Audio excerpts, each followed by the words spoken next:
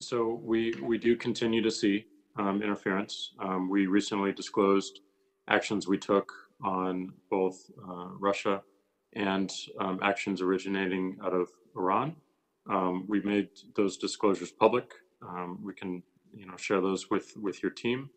But this remains, as you've heard from others on the panel, and as Mark has detailed, one of our highest priorities and something we want to make sure that we are focused on eliminating as much platform manipulation as possible.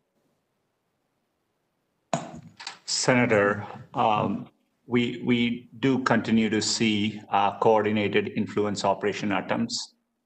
We've been very vigilant. We appreciate the cooperation we get from intelligence agencies, and as companies, we are sharing information.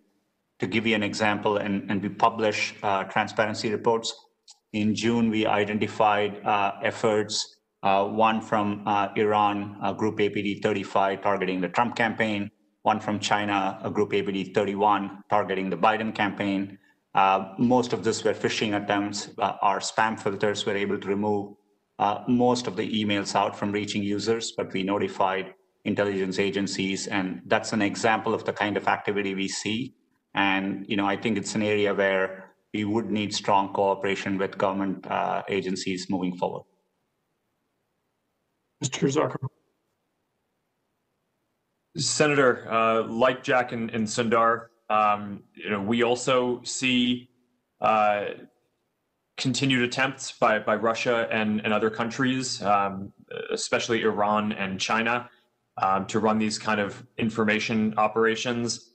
We also see an increase in kind of domestic operations around the world. Fortunately, we've been able to build partnerships across the industry, both with the companies here today and with law enforcement and the intelligence community, to be able to share signals to identify these threats sooner.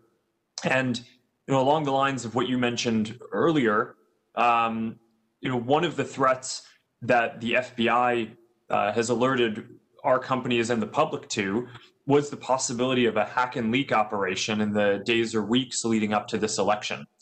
So you had both the public testimony from the FBI and in private meetings, alerts that were given to at least our company, I assume the others as well, that suggested that we be on high alert and sensitivity, that if a trove of documents appeared, that we should view that with suspicion, that it might be part of a foreign manipulation attempt.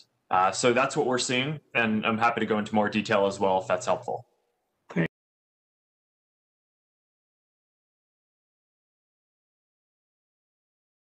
We break news on YouTube for YouTubers.